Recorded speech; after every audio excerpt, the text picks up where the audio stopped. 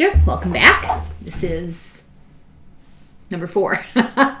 Video 4 of Nostradamus' book 2 of Conversations with Nostradamus. I guess written by Nostradamus, but written by Dolores Cannon. We are starting section 3, Work in the Aftermath, chapter 28, The Drawing of the Map. So her book, volume 1, was printed in 1989. And then she got together with an artist and some topographical maps and the tapes. And it was just too hard. They were trying to draw maps of what the world would look like after the shift. It was just too hard to do it. So she decided to ask Brenda. It'd been 2 years since they'd gotten together. But Brenda, remember, was an artist. So she decided to ask her. And Brenda was thrilled to be asked, and they got together with blank maps and an atlas. And Brenda regressed and found Nostradamus in his library in that library on the spirit plane. And he knew what they wanted. He said, a lot of the world in his time was still what they called terra incognita, unknown earth, unknown land. Parts of Asia, Antarctica, Africa, they knew nothing about it. He told her that the shift would cause quakes and volcanoes.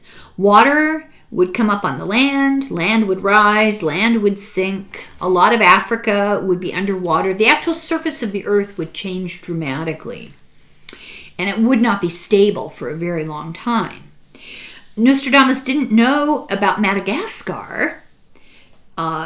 It was only just discovered, and it had been ignored pretty much by Europe because it was full of fierce Arabs, is how he put it.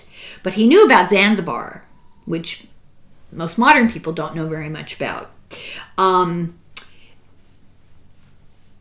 He said that the left coast of Africa would be turned into the left part of Africa would be turned into islands. There'd be nothing left of the deserts, and the Mediterranean would be much bigger. He doesn't call it the Mediterranean, he calls it the Mid-Earth Sea. But Mediterranean, that's what that means in Latin. So there only would be mountains between England and Scotland, and they would be like little islands. The rest of England would be gone, and most of Ireland, but there'd be a few small islands and the central part. Iceland would be larger because it would have volcanoes doing land building. There'd be more islands off the coast of Portugal that rose up from the seafloor. The mountains of Europe would be the new shore. The Alps would be tall islands, and then the new shore. Most of France and all of the lowlands, Netherlands, Belgium, they'd be gone. Volcanoes in the North Sea would force the emptying of the North Sea. It would force the land, and then there'd be an emptying in the North Sea. Greece would just be scattered islands. St. Petersburg would be totally underwater. Siberia would be a large, shallow sea. India would be water all the way up to the Himalayas. China would be a lot of mountaintops. They'd just be islands. There'd be nothing else. But they did figure out a way to pump and clear some of the lowlands. Japan would become isolated because there'd be water all over its neighbors. Its islands would grow over time because of volcanoes. There'd be nothing left of the Philippines. There'd be very little change in Australia. Australia is looking better and better. The pole shift would make the cardinal directions change, and there would be new ocean currents between Australia and New Zealand. Australia will have damage. There'll be lots of plate tectonics and volcanoes and earthquakes and stuff, but it's not going to be inundated the way a lot of other places will be. But what Australia is really going to suffer from is just horrendous, devastating storms. And a lot of that has to do with the change in currents. In Australia, he says, stay away from the coasts and stay out of the deserts because of storms and flash floods. There'll be climate very much will be changed globally. Most of North America will be underwater. The Bering Strait will be a land bridge again. The Great Lakes area will be completely washed out. In several hundred years, polar ice caps will start to reappear, and then the map will change again. The land under the ocean will pop up around the Caribbean islands. South America's western mountains will rise. They'll form a smaller continent with many islands around it. The jungles of Brazil and the Amazon basin will be underwater. Tierra del Fuego chain will connect to Antarctica. There'll be a new island chain, completely new island chain north of Hawaii. Most of the new land in the Pacific and the Atlantic, most of the new land will be in the Pacific and the Atlantic. At the shift, scenes of unimaginable horror. Huge waves miles inland, raging fires, bizarre extreme weather. And when that settles down temporarily, there'll be disease and food poisoning. All governments will fall. Eventually, there'll be vigilante military law for years, many small kingdoms. There'll be very few people left, and they'll band together. It'll be kind of a Mad Max sort of situation, I think. To make it better, we should be working on new technology and space programs before the shift, because any knowledge we have will be saved, as opposed to things that have happened in the past because we're off planet, satellites and stuff. Space stations will save some of the stuff, and they'll be able to beam electricity down from solar energy. If all technology was on the Earth, on the surface of the Earth, it would be wiped out. He said, interestingly enough, he predicts something that a lot of people in modern times didn't even realize. If governments would let people move into space, all would not be lost. He says others may help. The ETs, may help depending on us if we work together. If we act like the end of the world and set off nukes and freak out, they'll stay away. He said you could head for the hills and prepare for quakes. It'll be a slow process. People will have time to get ready. Watch for an order of events. First, you'll see many, many unusual quakes, and then volcanoes. And then the United States will be hit the worst by water, worse than Europe. She decided to go to Beverly, an artist, and this is an artist friend of hers, and put her into a trance with suggestions to remember everything she sees. So Beverly wanted to try because she was curious, she was interested, and she felt she'd be easy to hypnotize. And Cannon says that artists make really good hypnotic subjects. So she did successfully go under and went into a time between physical incarnations and was told that we don't realize how big we really are. Beverly found Nostradamus in his study. She couldn't get his attention. For some reason, she wasn't able to get his attention. So she was moved in her regression to a future time to look. And she sees the Earth shift. The top layer moves north, and underneath doesn't move, and that's why there's such devastation. The bottom layer, instead, it splits and cracks, and this disturbs the water, and North America is flooded, the ice caps melt.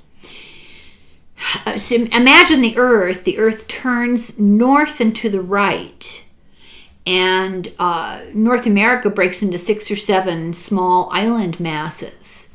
The coasts and the Great Lakes are gone. Some lowland is pushed up. Kansas, Arkansas, Nebraska are pushed skyward by plate tectonics, and that's why they're not underwater. That doesn't mean that it's going to be a good thing to go to Kansas, Arkansas, and Nebraska, because it's no joke when there's that kind of plate tectonics. It'll bring all the land up above a huge flood. Imagine clinging to the surface of that. Canada and Alaska will be temperate. There'll be no area on the planet that will be really cold. The South Pole will be tropical. The cities that will be left are Seattle, Denver, St. Louis, and Kansas City will be gone.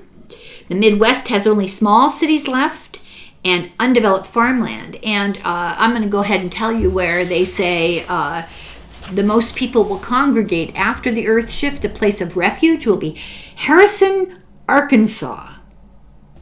It's the city southeast of Little Rock. I'm sorry, it's not Little Rock, but a city southeast of Harrison will become a big port city. The U.S. will be broken into sections, and most travel will be done by boat. People will congregate in the cities, but they're not huge, and they all kind of are all the same size. The best weather will be in the Western Hemisphere. D.C. will be gone. The new capital will be in the Northwest. There'll be no president, only a large board of directors, no Congress. The coming shift will be common knowledge. There'll be a growing psychic knowingness that it's coming, that it's going to happen. Parts of civilization will survive. Plans for escape will be made by some, and warnings will be heeded. Eventually, after it, there'll be a new space center in the Washington, Oregon area, and the space center will be the only purpose of the government, that local governance will be the rule. The council will have support of all the people. There won't be any elections. We'll have ourselves under control because humans are moving into a psychic spiritual realm. This works in conjunction with, not because of, the shift. So we're undergoing a change as the earth is undergoing a change. It's a big shift for everybody. Psychic awareness is now becoming more accepted. And this is in the 1990s. And I think we'd all agree with that. But all of this is not going to matter, really, because most people will be gone. And then Nostradamus says something that I just found, I didn't understand it, and I found it sort of chilling. He said it doesn't matter. It's all just a game anyway. I have no idea what that means. I don't like the sound of that. Chapter 29. Finding the date of the shift. So they're very obsessed in these books about dating everything. And I don't know how accurate they are, but I'll tell you what she says. Cannon had trouble accepting the idea of the shift was even possible. She had to approach it objectively.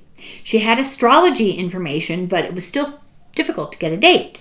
Nostradamus said it would be after the year 2000, sometime in the early 21st century. John, from long distance, said that Saturn in Taurus was a slow cycle, and it happened every 28 years, and the next time was 2029. And this is a marker that Nostradamus said it would happen then. Cannon discovered that the translations of Nostradamus were not accurate on astrology. Nostradamus said the astrology must be willing to try alternative meanings, and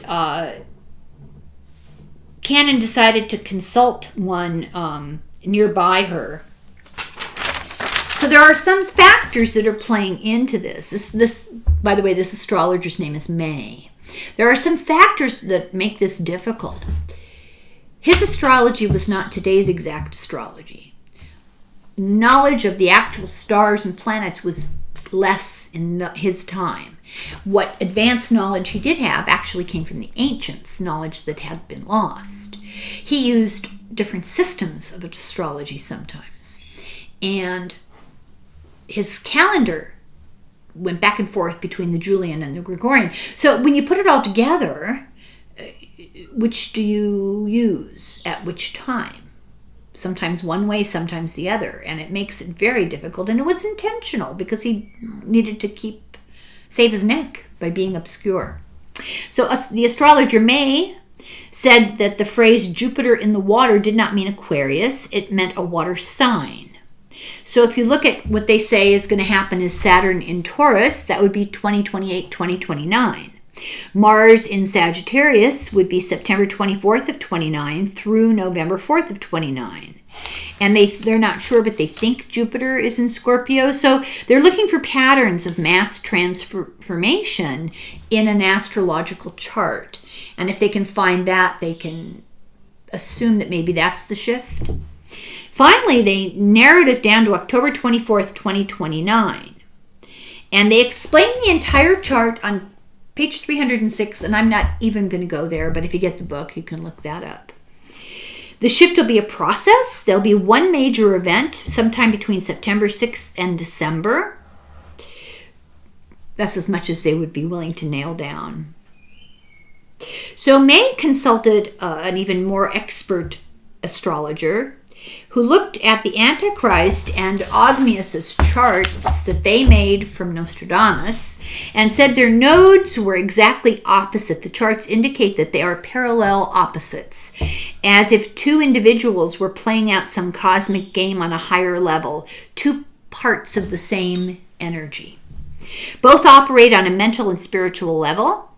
They have lots of signs of air involvement, computers, communication, planes, bombs. The awakening factor for Ogmius will be in his middle age in 1993-ish, and for the Antichrist will be about 2002. This astrologer had no idea about the story behind these charts, was doing it blind. He guessed that by Saturn in the bull, that Nostradamus didn't mean Taurus, that he was thinking of the constellation, not the sign. And Saturn is in the eye of the bull in Persian astrology. So you see how it just really gets complicated. So he goes on to parse the chart and says somewhere around 2002 to 2029. They speculate, are we looking at two different timelines? We don't know what we're looking at. Chapter 30, research into Nostradamus' life. This was pretty interesting. Cannon says at the beginning she knew very little about his life and decided to wait until after all of her research with the books were done before she sort of tainted her understanding of him by getting facts from the past.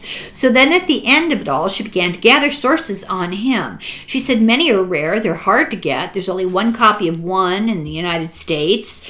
And they would only Xerox it for her at the time because it was so fragile. Not an easy subject to hoax. Very difficult to collect information to do a legitimate hoax.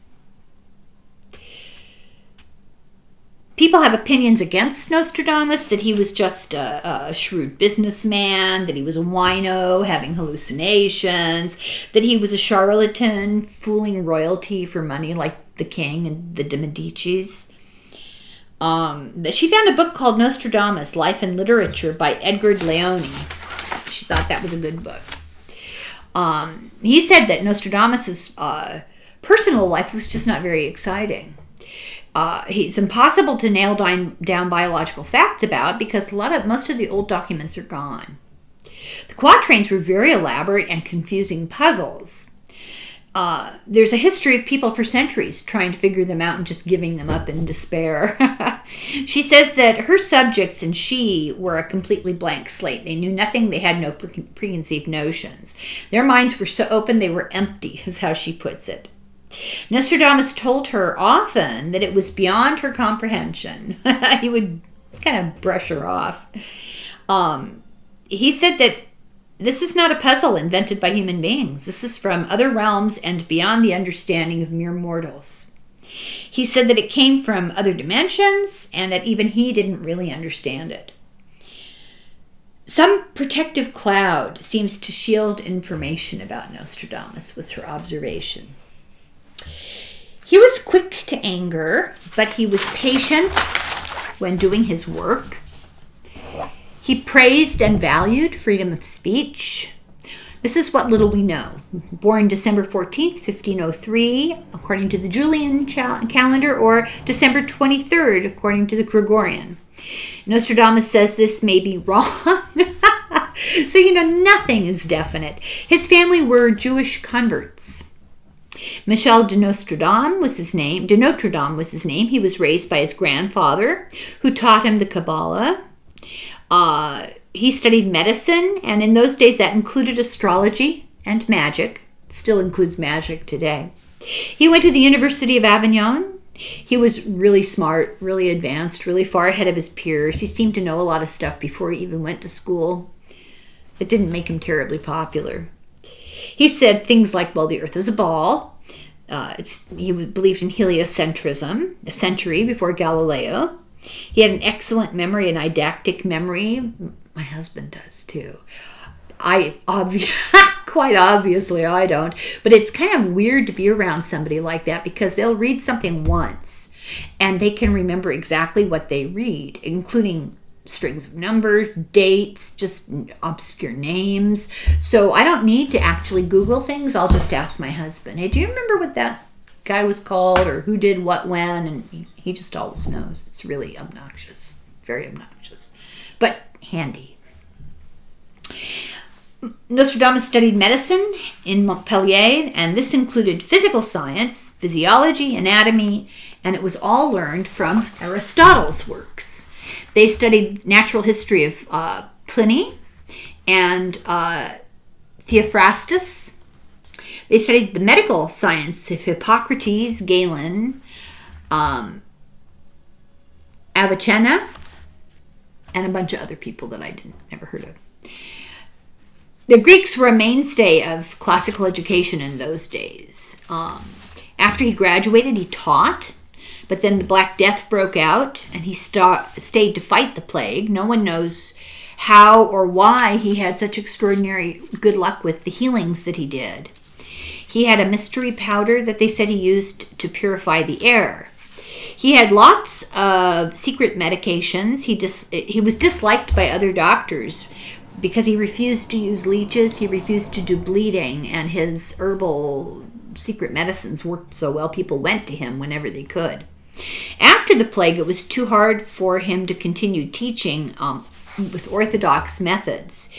He was very depressed. He was gone away taking care of other sick people when his wife and children came down with the plague and died, and he never forgave himself.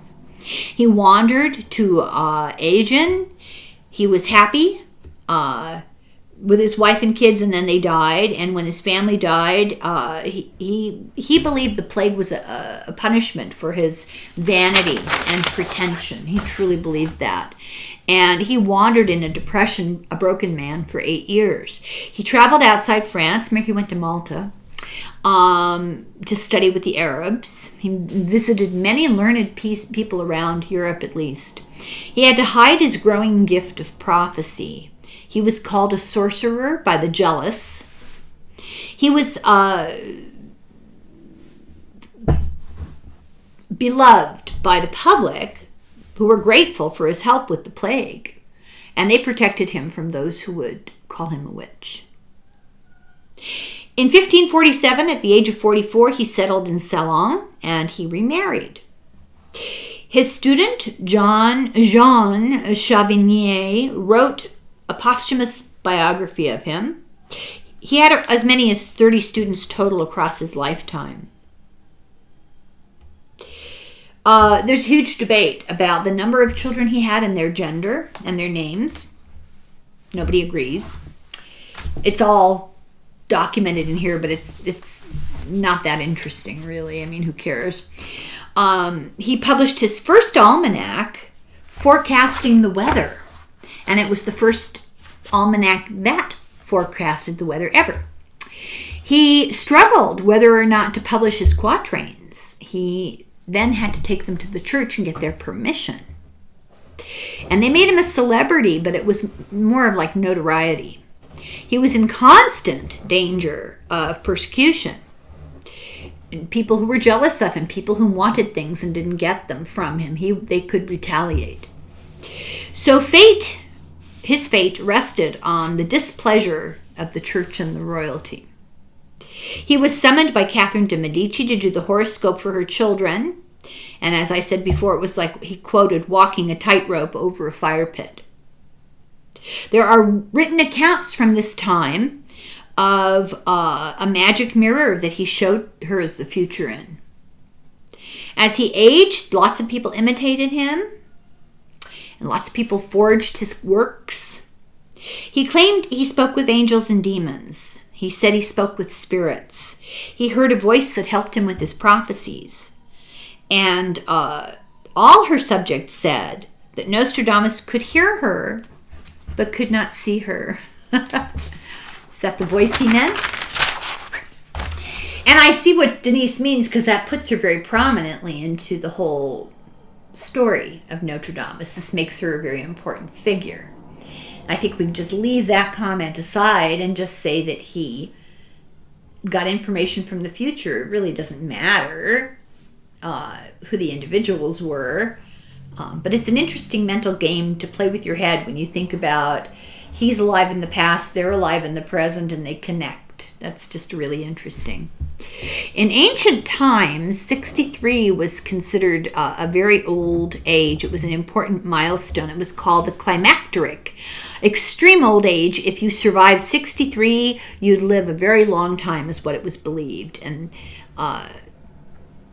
he was getting past that. He requested to be buried in the wall of a church of Cordelier, because he, and this is a quote, "I don't want to be trodden underfoot." He predicted that he was dying. He knew that he was dying, and the night that he died, when he went to bed, he told everybody, "I won't see you in the morning." And when he woke up in the morning, he had died in his sleep. People said he was still alive inside the tomb, and that he was buried with a book that was a key to the quatrains. But the church was destroyed in France and in the French Revolution, and his casket was reburied at the Church of Saint Laurent, and at the time there was no document inside of it. He left a sizable fortune and a will, leaving money to his family, and all his writings, he said, had to be tied up with ribbons, tied up in packages, and put in a locked room in his house, and went to his son Cesar when he was old enough. Amongst his papers, they found charts in rare types of astrology called the Great Roman. He used ancient forms of charts. They were diamond-shaped and pyramid-shaped, not the wheel that we use today. He will forever remain an enigma. His quatrains were commonly used to teach Old French. To learn the language, they would read Nostradamus. And therefore, they were published over and over again for centuries and centuries to help preserve them. This a little aside about obsidian mirrors. They were used in the past. They're very rare and really unique. She notes that their first contact with him, at his youngest, he had just done an invocation and was startled to see them. He used real magic, and somehow or other it worked. She notes that her sessions stop where Nostradamus stopped his first book. And both stopped in the same odd places. And she said, well, is that a coincidence, or is that because we really for sure were interacting with Nostradamus? He was not the first one to predict the destruction of the church. In 1139, St. Malachy from Ireland, I have a brother whose middle name is Malachy, born 1094, died 1148. In 1139, he went to Rome, and he had a vision, and he saw all the popes that ever would be. And each of them was listed with a 2-word Latin motto, which was a hint to who they were. And this is now in the archives of the Vatican. And this guy, St. Malachy, died on his trip home, so he stayed in Rome for a while. His list agrees with Nostradamus. The last 3 popes in this list are Flors Florium, Paul VI, and the significance of the name is the flower, the fleur-de-lis, appears on his coat of arms. It's weird to think popes have a coat of arms. It's such a medieval old thing to do, it's an anachronism. Then the second to the last is De Medicitate Lunae. That's John Paul I. And this has to do with being in position for only 1 month. It means from moon to moon. And he died shortly after a month of being pope. And the next one is De Labore Solis. And the simple laborer, and John Paul II was born of the common people. And the last one is De Gloria Oliviae. I said that wrong. Olivae. And that refers to the short term before the last pope. And the description, do I want to read it?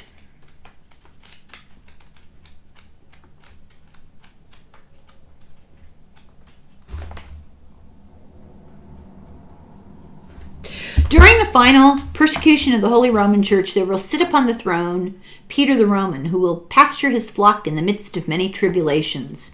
With these past, the city of the 7 hills will be destroyed, and the great judge will then judge the peoples. It is said the name Peter is more than just the name of a person. It indicates a lost epoch in contrast to that of Peter the Apostle, who began it, like bookends. According to the average reign of most of the popes, the time period of the last pope would bring us to the end of the 20th century. The only difference between our predictions is that we don't see it as the end of the world or the second coming. We're told by Nostradamus that the destruction of Rome and the dissolution of the church would follow the havoc created by the betrayal of the last pope as the tool of the Antichrist. I found an old saying about Rome that seems to fit. Quote, "While stands the Colosseum, Rome shall stand. When falls the Colosseum, Rome shall fall. And when Rome falls, the world." Kind of really obsessed with this Pope thing. Pius VI in 1781 condemned the works of Nostradamus because they were, quote, "found to contain a prophecy of the papal authority." It's been said that it is arrogance to assign dates to any of this, that too much opportunity for error and in speculation. What matters is the sequence of events. That's what Nostradamus said. And I feel that. I feel like it's a fun intellectual game. It's something to do. But don't hang your hopes or fears on it because it's a fool's game. Canon is shocked by how much Nostradamus is in agreement with the works of Jean Dixon. And Jean Dixon was this big psychic in the 60s and 70s. One of the things they both agree on is one of our most influential national institutions will be used to cover up germ warfare experiments on the Indian-Russian border. And she saw germ warfare in the future, Jean Dixon. She saw the cabal, which is what they call government within the government, financed by well-oiled political machine. They control all the elections. They control all socioeconomic factors. And the biggest member lives in New York City. And this cabal will create social religious chaos to prepare for the Antichrist. The political unit of the East will be a tool of the serpent, Jean Dixon said. The Antichrist, born supposedly February 5th, 1962, is like a parallel and exact opposite to Christ. Not in the country where he was born. He'll be operating out of the country where he was born. In an intensely populated area of the United Arab Republic. And I don't quite know what that is today.